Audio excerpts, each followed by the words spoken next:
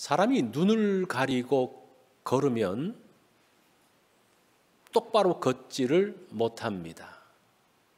한 20m를 걸으면 한 4m 정도의 차이가 난다고 합니다. 그리고 눈을 가린 채로 100m를 넘어가면 이제부터 사람이 돌기 한쪽으로 돌아가기 시작한다고 말합니다. 이것을 윤형방황이라고 말합니다. 자신이 갔던 길을 끝없이 반복하며 방황하는 이유가 바로 윤형방황 때문이라고 합니다. 오래전에 알프스 산에서 길을 잃은 사람이 이제 그곳에서 나오기 위해서 눈속을 걸었습니다. 하루에 12시간씩 13일을 걸었습니다. 그리고 난 다음에 구조가 되어졌는데 그 사람이 구조되어진 장소가 원래 있었던 장소에서부터 6km 떨어진 곳이라고 합니다. 그래서 이 사람은 자기는 열심히 무엇인가를 향해서 갔지만 어디에서 뱅뱅 도는 거예요? 6km 내에서 뱅글뱅글 돌면서 그 지점을 반복해서 갔다는 겁니다. 이게 윤형방황이에요. 우리의 인생도 쳇바퀴 인생이 되는 것이 바로 이런 이유 때문이라고 합니다. 이런 윤형방황에서 벗어날 수 있는 방법이 두 가지라고 이야기합니다. 첫 번째는 목표를 설정하고 그 목표를 향해서 과감하게 성큼성큼 나가는 것이라고 합니다. 두 번째는 걸을 때 한 30보 정도 걷다가 멈춰서 다시 또 마음을 새롭게 해서 새 출발하듯이 걷고 30m씩 30m씩 새로운 마음으로 걸어가면 윤형방황에 걸리지 않고 바로 갈 수 있다고 합니다.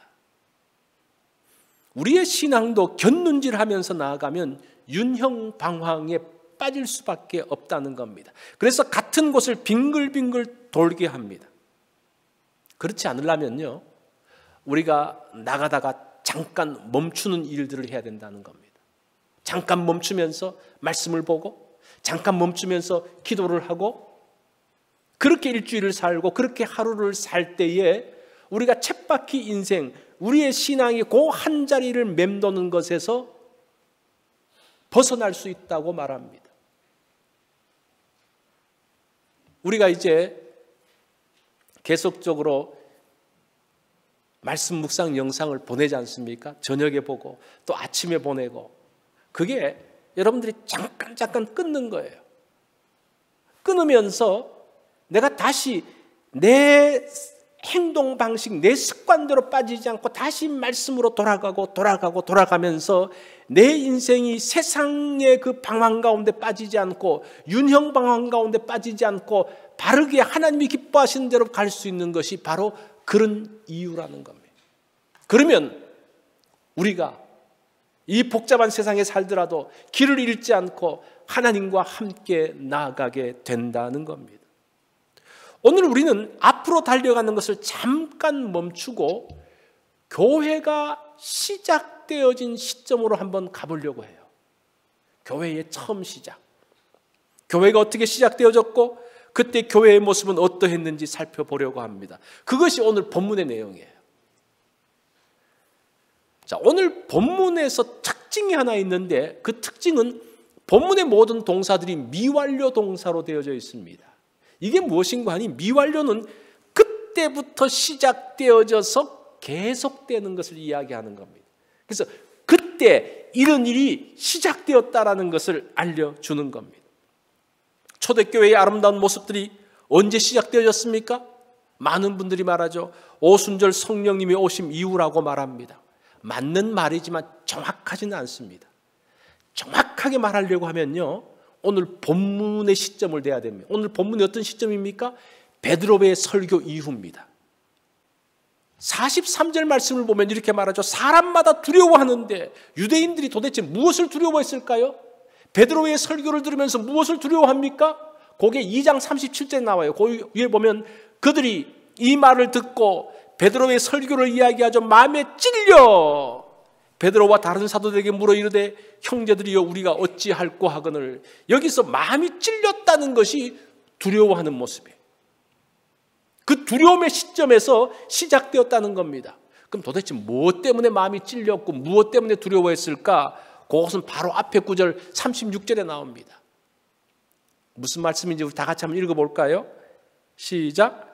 그런즉 이스라엘 온 집은 확실히 알지니 너희가 십자가에 못 박은 이 예수를 하나님이 주와 그리스도가 되게 하셨느니라 하니라. 그 말이 무슨 말인가 하니 너희가 십자가에 못 박은 이 예수를 하나님이 주와 그리스도가 되겠다라고 말합니다. 우리 한글 성경은 주라고 나와서 그냥 간단하게 넘어가는데 그 헬라어 원문을 보면요, 큐리온 아이톤 아우톤 이렇게 이야기해요. 그 말은 무슨 말인가 하니 하나님 자신, 더 정확하게 말하면 여호와 자신 이런 말이에요. 유대인들이 죽인 사람이 하나님이라는 사실들을 그들이 베드로의 설교를 통해서 들었습니다. 깜짝 놀란 거예요. 그들이 섬기고 있는 하나님을 그들이 유대인들이 죽인 거예요. 그 말에 마음에 찔렸고 그 가운데 사람들이 두려워했다라고 합니다. 그러면서 묻죠. 사도들에게 가서 우리가 어찌하면 될까요? 이 큰일 났네. 어떻게 하면 됩니까? 그때 베드로가 뭐라고 말합니까? 38절이죠. 베드로가 이르되 너희가 회개하여 각각 예수 그리스도의 이름으로 세례를 받고 죄 사함을 받으라. 그리하면 성령을 선물로 받으리니. 이들이 이 말씀을 따라서 회개합니다. 세례 받고 죄 사함을 받습니다. 그런 사람들에게 성령 하나님이 임하기 시작합니다. 그러면서 그들이 변화되기 시작하죠. 그 모습이 오늘 본문의 내용입니다. 43절을 다시 보겠습니다. 사람마다 두려워하는데 사도들로 말미암아 기사와 표적이 많이 나타나니 사람들이 두려워합니다. 뭐 때문입니까? 기사와 표적이라는 겁니다. 이 기사라는 말은 놀라운 일입니다. 놀라운 일이에요. 표적이라는 말은 사인이라는 말이에요. 증거, 사인. 이것을 종합해보면 무엇인가 하니 사도들이 행한 그 놀라운 일들이 어떤 증거를 해주는데 무슨 증거입니까? 예수님이 하나님이셨다는 것을 보여주는 증거가 됐다는 거예요. 진짜네. 그 기적을 보면서 진짜네. 예수님이 진짜 하나님이셨네. 우리가 모르고 그 예수님을 죽였네. 지금 그 일들을 하면서 사람들이 두려워하고 있다는 겁니다. 위에서 마음이 찔렸을 뿐 아니라 계속적으로 두려워하고 있는 그러한 모습을 봅니다. 그러면서 유대인들은 예수님이 하나님이신 줄을 믿게 되었고 그러면서 예수님을 따르는 사람으로 변하기 시작했습니다. 예수 믿는다는 것은 이런 것입니다. 두려워함의 터닝 포인트가 있습니다. 우리가 예수를 믿었을 때 어떤 터닝 포인트가 있거든요. 그것이 두려워함이라는 거예요. 두려워함. 이 두려움이라는 말은 이렇게도 바꿀 수가 있어요. 리스펙한다는. 그걸 이제 경외라는 말로도 쓰거든요. 아이 무서워 뭐 이런 것도 있을 수 있지만 더 중요한 것은 리스펙하는 겁니다. 존중하는 겁니다. 경외하는 겁니다. 하나님에 대한 이야기를 들으면서 그랬어? 정말 그 마음 가운데 존중하는 마음이 생기고 때로는 두려워하는 마음이 생기고 이렇게 해야 되겠다라는 그러한 생각들이 듭니다. 그러면서 예수님이 하나님이심을 믿게 됩니다. 그 시점이에요. 예수님이 창조주시며 세상의 주관자시며 또 궁극적으로 이 세상을 심판하실 하나님이심을 알면서 사람들이 두려워하고 그것이 터닝 포인트가 되어져서 예수를 믿기 시작합니다. 그러면서 변화되기 시작합니다. 오늘은 신앙의 기본 시리즈 세 번째로서 교회 중에서 지난주에 교회에 대한 이야기를 했는데 교회 중에서 특별히 교제에 대한 성도의 교제에 대한 말씀을 하려고 합니다. 우리가 세상을 살면서 가장 어려운 게 무엇인가 하니 사람 관계예요. 사람 관계 어렵죠? 관계가 틀어지면 참 힘듭니다. 직장에서 관계가 틀어지면 그때부터는 직장 생활하기가 참 힘듭니다. 가정에서도 관계가 틀어지면 그 가정은 깨어질 위험이 큽니다. 교회에서도 우리 같이 신앙생활하는 성도들끼리 관계가 틀어지면 교회 나오는 것도 힘들어지고 신앙생활하는 것도 힘들어집니다. 초대교회 성도들의 놀라운 모습은 그들이 마음이 하나 되었다는 겁니다. 그 말이 무슨 말입니까? 관계적인 면에서 서로가 다 좋았다는 이야기입니다. 이들은 오늘의 제목처럼 함께하는 공동체였습니다. 함께하는 공동체. 자, 그러면 어떻게 하면 함께하는 공동체가 될 수 있을까? 어떻게 하면 우리가 신앙생활을 할 때 함께할 수 있을까? 우리가 어떻게 하면 좋은 관계 가운데서 함께할 수 있을까? 그것이 오늘 본문에 나오는 내용입니다. 자, 첫 번째는 함께 모였다는 겁니다. 초대교회는 함께 모였습니다. 44절을 보니까 믿는 사람들이 다 함께 있어. 함께 모였다는 것은 한 자리에 모였다는 것 이상입니다. 지금 이렇게 한 자리에 모인 것 더 이상의 개념이에요. 한 자리에 모였지만 마음이 불편할 때가 있어요. 함께 모여서 있으면서 싸움할 때도 있습니다. 그죠? 그래서 사람들은 가능하면 함께 안 모이려고 그래요. 모이면 뭐가 문제가 생기니까. 사람들 간의 갈등과 불편함이 싫어서입니다. 그래서 신앙생활도 혼자 하려고 합니다. 교회 꼭 나와야 됩니까? 교회 나오면 골치 아픈데. 골치 아프죠. 사람들을 만나는 자체가 골치 아프잖아요. 괜히 이런 말을 했는데 서로 오해하고 힘들잖아요. 나는 혼자서 그냥 신앙생활 할래요. 이렇게 말하는 분들이 있습니다. 여기서 함께 한다는 것은 무슨 말인가? 거룩한 것을 공유하는 겁니다. 함께 한다는 것은 거룩한 것을 공유하는, 우리가 교제하기에 앞서서 우리의 교제를 가능하게 하신 거룩한 하나님을 공유해야 합니다. 우리의 신앙을 공유해야 합니다. 그럴 때에 거룩한 교제가 되어지고 함께 모일 수가 있습니다. 자, 그러면 이 초대교회는 어떻게 함께 모였는지를 한번 보겠습니다. 46절입니다.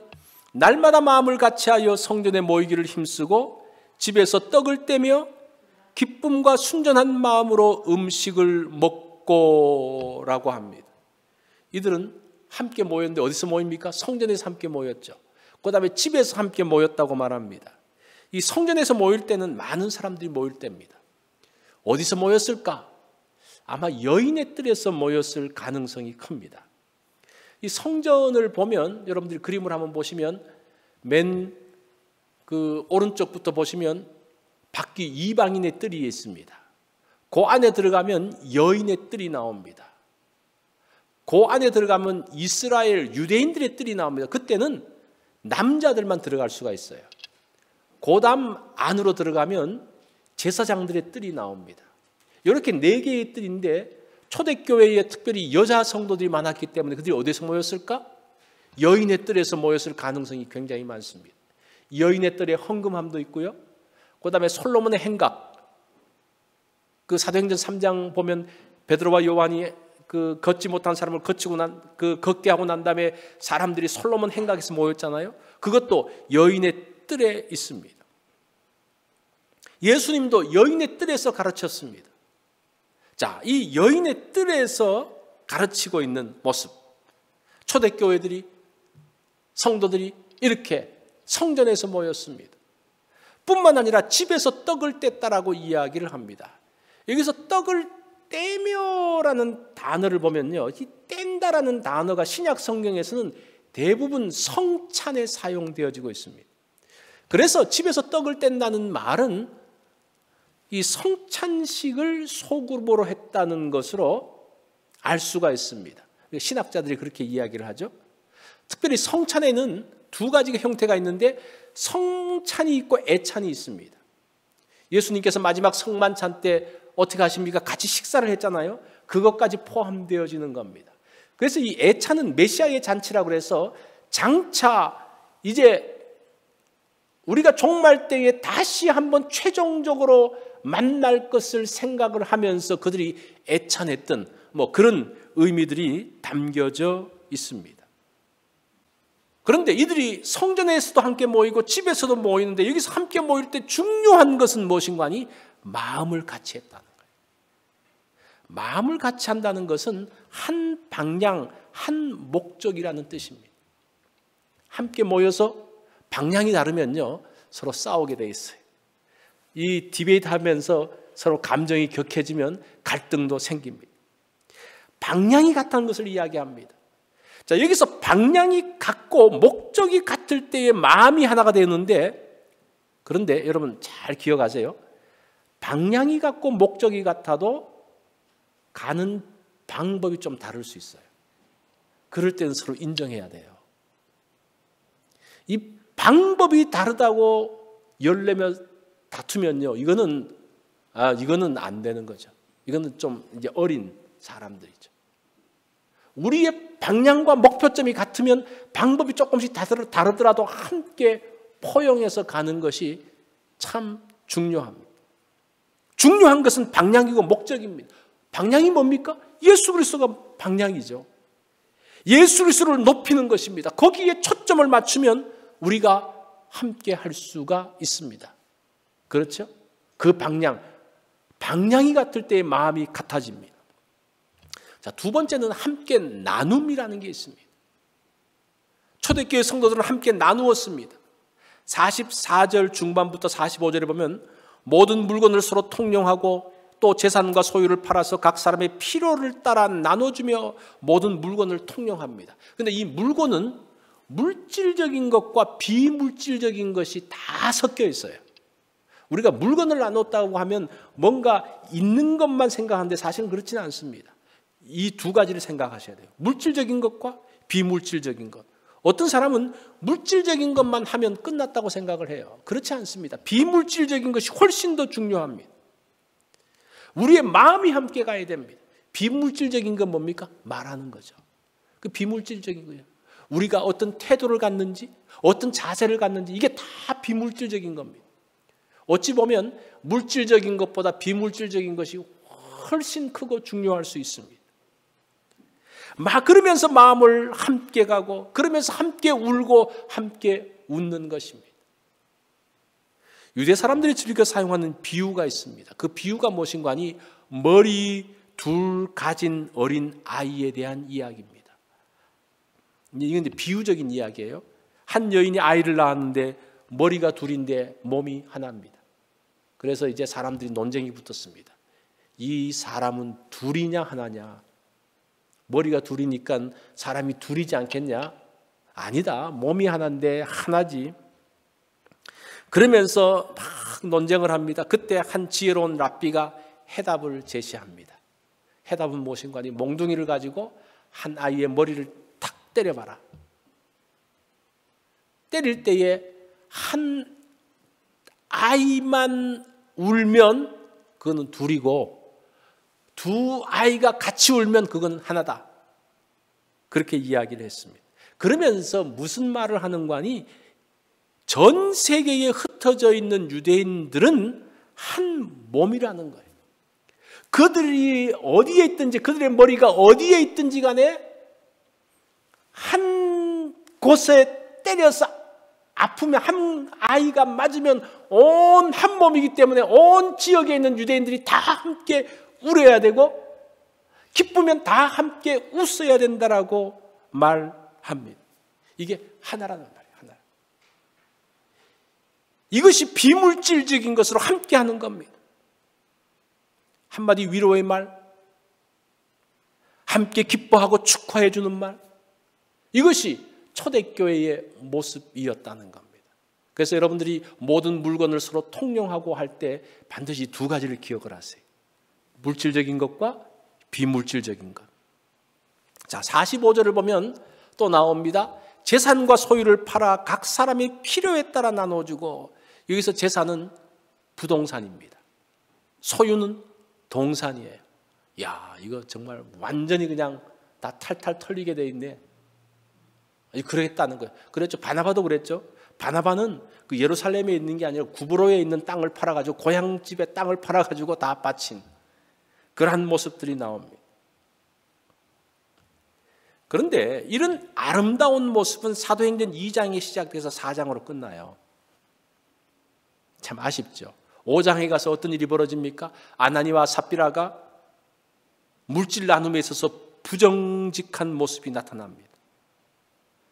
그 이후 더 이상 유무상통의 모습을 보여주는 교회가 나타나지 않습니다. 그 이후에 성경들을 봐도 이런 기사가 안 나와요. 4장에서 끝나는 겁니다. 바울이 고린도 교회에서 책망한 것이 이거예요. 서로 나누지 않음에 대한 겁니다. 이들이 애찬할 때에 사람들을 기다리지 않고 자기끼리 먹었다고 책망을 합니다.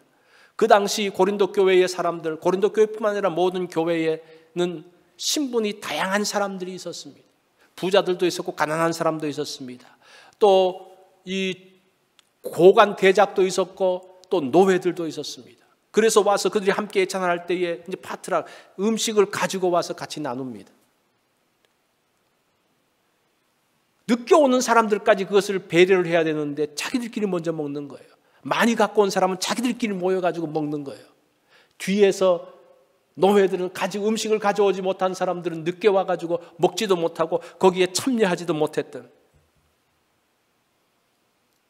그래서 함께 모였지만 어떤 사람은 배부르고 어떤 사람은 굶었던.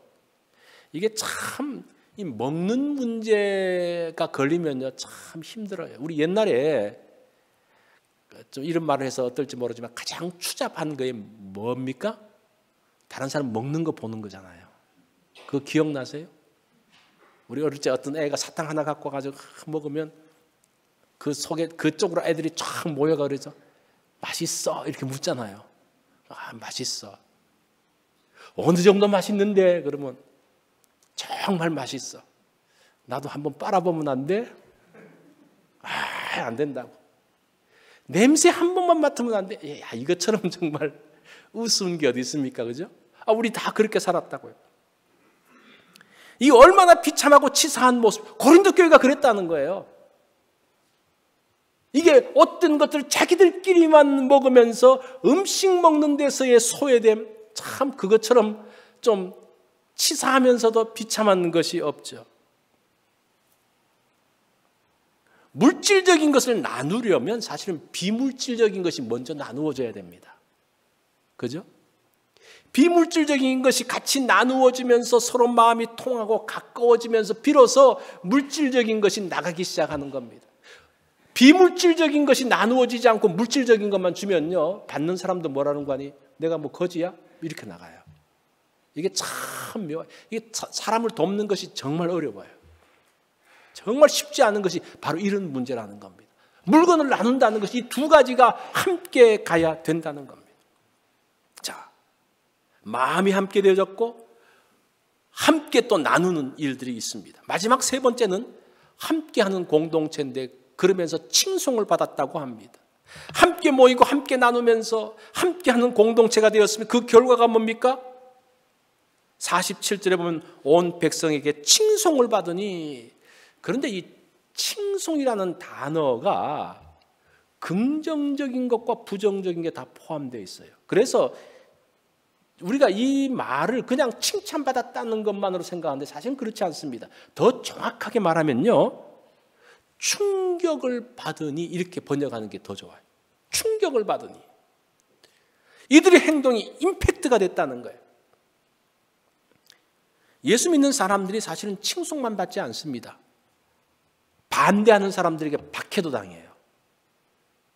그래서 우리가 너무 칭찬만 받는 쪽으로 나가면 이게 사실은 성경을 오해할 수가 있습니다. 사도행전 11장에 보면 안디옥 교회 이야기가 나오지 않습니까? 바나바와 바울이 목회하면서 그곳 사람들의 신실한 믿음의 모습들이 보여지기 시작합니다. 그러니까 사람들이 뭐라고 말합니까? 저 사람들은 그리스도인들이다. 영광스러운 이름이죠. 그런데 이 이름을 듣고 난 다음부터 박해가 시작되어져요. 이방의 박해가 시작되어져요. 그러니까 어떤 좋은 칭송의 이름을 들은 것 같은데 어떤 경우에는 칭찬도 들어오지만 어떤 경우는 뭐도 들어오는 겁니까? 박해도 들어와요. 우리 교회의 아름다운 모습이 꼭 칭찬으로만 이어지지 않습니다. 그러면서 안티들이 생기기 시작할 수도 있습니다. 우리가 늘 이거를 기억해야 돼요. 그래서 교회가 칭찬받아야지, 세상에 칭찬받아야지. 그러면 세상의 기준을 따라서 갈 수밖에 없어요. 칭찬이 아니라 그들에게 충격을 주는 거예요. 임팩을 주는 거예요. 아, 어떻게 저런 일이 있을 수 있어? 그러면서 어떤 사람은 칭찬하고 어떤 사람은 에이 뭐 저래 뭐 이렇게도 나오지만 우리가 중요한 것은 어떤 것을 향해서 바르게 나가는 것이 중요해요. 하나님 앞에 바로 서는 것이 중요합니다. 그러면 궁극적으로 마지막에는 그것이 칭찬이 될 수가 있다는 겁니다. 2005년에 스티브 잡스가 스탠포드 대학에서 한 연설은 굉장히 유명합니다. 한 5분 정도의 짧은 연설이었지만 그것을 통해서 자기의 인생을 고백했습니다. 그 인생 고백에서 첫 번째, 그는 미혼모의 자녀로 태어났다고 이야기를 했습니다. 두 번째는 대학을 중퇴하고 자신의 만든 회사에서 자기가 쫓겨났다는 이야기를 합니다. 그리고 세 번째는 암에 걸려서 사투를 벌였던 그 과정을 이야기합니다. 그가 아주 어려운 과정들을 이야기를 하는 거죠. 그런데 그런 과정에서도 자신이 그것들을 이겨나갈 수 있었던, 또 이겨나가게 했던 두 가지 문구가 있는데 그것을 말합니다. 그게 stay hungry, stay foolish라고 이야기하죠. stay hungry라는 말은 굶주린 상태, 갈망의 상태에 머물라. 뭐 그 말은 우리가 이해가 됩니다. 근데 여기서 stay foolish라는 말, 어리석은 상태로 머물라는 것, 그 말은 좀 사실은 잘 이해가 안 돼요. 왜 어리석은 상태로 머물지? 왜 어리석은 자가 되어야 하지? 사람들은 어리석은 일을 하지 않습니다. 손해보는 일을 하지 않으려고 합니다. 손해보는 게 사실은 어리석은 거예요. 그런데 손해보면서 사는 것을 이야기하는 겁니다. 저는 이렇게 이해를 합니다.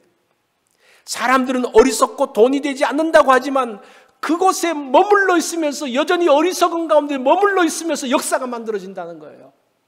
약삭빠르게 팍 하는 사람들, 이제 그런 사람을 가지고 잔머리 굴린다 그러거든요. 그런 사람들이 역사를 만들지 못합니다. 사람들에게 손가락질 당하고 뭐 이래 바보 같아. 그런데 그 가운데서 묵묵히 나가는 사람들을 통해서 역사가 만들어진다는 겁니다. 사실은 예수님은 어리석게 사셨습니다. 그래서 하나님이 인간이 되셨고 십자가에 죽으셨습니다. 어떤 신이 이런 선택을 하겠습니까? 예수님은 인간이 되신 목적이 뭡니까? 죽기 위해서 오신 분이에요. 어떤 대단한 일이 아니고, 예수님이 3년밖에 일 안 하셨잖아요. 그리고 그 예수님의 절정은 무엇이고 십자가에 죽으심이에요. 그것처럼 어리석은 것이 어디 있습니까? 그런데 주님의 이 어리석은 선택 때문에 우리가 구원을 받았다는 거예요.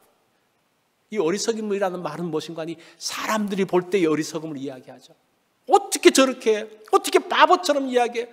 그래서 그 한 청년의 몽상이라고 말하는 신학자들도 있습니다. 어리석었다는 거죠. 고린도전서에 보면 십자가의 도가 멸망당하는 자들, 이 말은 세상의 대부분의 사람들이죠. 그들에게는 미련한 것이라고 이야기합니다. 십자가에도 예수 그리스도에 대한 것은 미련한 것이라고 이야기를 합니다. 패배로 보입니다. 예수님은 미련하고 어리석어 보이는 것을 가지고 어떻게 합니까? 십자가의 구속을 이루셨습니다. 그 전도에 미련한 것으로 그렇게 이야기하잖아요. 그 사람들이 봤을 때는 다 미련한 것이고 어리석은 것이라고 이야기를 합니다. 나의 재산과 소유, 나의 동산과 부동산을 다 팔아서 각 사람의 필요에 따라 나눠주는 것, 이것처럼 바보 같은 짓이 어디 있습니까? 그런데 이 어리석은 일로 초대교회는 아직도 누구나 흠모하는 교회가 되어졌습니다. 어리석은 마음으로 주님을 바라보았을 때에 놀라운 변화를 만들어 갔습니다. 사실은 우리가 함께 한다는 것에는 이런 어리석음, 우직함이 필요합니다. 교회는 그리스도를 머리로 하는 몸입니다. 그래서 중요해요. 사람들이 교회에 욕해요. 교회에 문제가 있어요. 욕 얻어먹을 문제가 있어요. 그런데 교회는 그리스도의 몸입니다. 그 교회의 머리가 예수 그리스도입니다. 여러분 이거 기억하셔야 돼요. 아무리 교회가 어떻고 저떻고 막 교회가 하여튼 엉망이고 그래도 그 교회의 머리는 누굽니까? 예수 그리스도예요. 예수 그리스도께서 그 몸된 교회를 보면서 눈물 흘리시면서 가슴 찢으시는 그 주님을 볼 때에 그 교회를 함부로 할 수가 없습니다. 감히 욕할 수가 없는 거예요. 아이가 망나니가 지구로도 그 아이를 보면서 눈물 흘리는 어머니를 보면요, 우리가 그 아이를 함부로 욕할 수가 없잖아요. 그죠? 저렇게 가슴 아파하는 부모가 있구나. 함께 아파하는 거죠. 교회가 그런 교회. 그것이 우리의 교회예요. 교회에 있는 우리는 다 달라요. 다 다르죠. 생각도 다르고 이제까지 살아왔던 인생도 다르고 다 달라요. 또 우리가 몸은 지체라고 하잖아요. 지체가 다 다르잖아요. 다를 수밖에 없어요. 그런데 자꾸 뭔가 갖추려고 하는 것 자체가 문제예요. 그것을 인정하는 것이 얼마나 중요한지 몰라요. 다 다른데 뭐를 봐야 됩니까? 머리를 봐야 돼요. 머리는 하나예요. 예수 그리스도예요. 우리가 다 다른 사람들이 또 교회에 다 또 죄인들이 다 나오는데, 그죠? 사람들이 오해를 해요. 교회에 의로운 사람들이 왔다고 그러는데 그렇지 않습니다. 죄인들이 회개하고 의로운 사람들이 되어지는 거예요. 출발은 죄인들입니다. 그런 사람들이 모였으니까 문제가 일어날 수밖에 없죠. 그런데 그 교회가 그래도 이렇게 유지되어지고 그래도 하나님의 일들을 하는 것은 머리가 예수 그리스도시기 때문이라는 거예요. 우리 머리가 누구인지를 기억한다면 우리 관계는 다시 회복되어지고 제자리에 들어올 수 있어요. 우리가 막 갈등 생기고 문제 생겼더라도 우리의 머리가 어디에 있지? 머리가 누구지를 기억하면 다시 하나가 될 수 있습니다. 제자리에 돌아올 수 있습니다. 그렇게 우리 교회는 떨어질 수 없는 함께하는 공동체입니다. 그게 초대교회였고 지금 우리 교회라는 겁니다. 그럴 때 이 교회에는 소망이 있습니다. 그럴 때 함께 모여서 우리의 교제는 정말 마음을 함께하는 그러한 복된 교제가 되어집니다. 우리 다 같이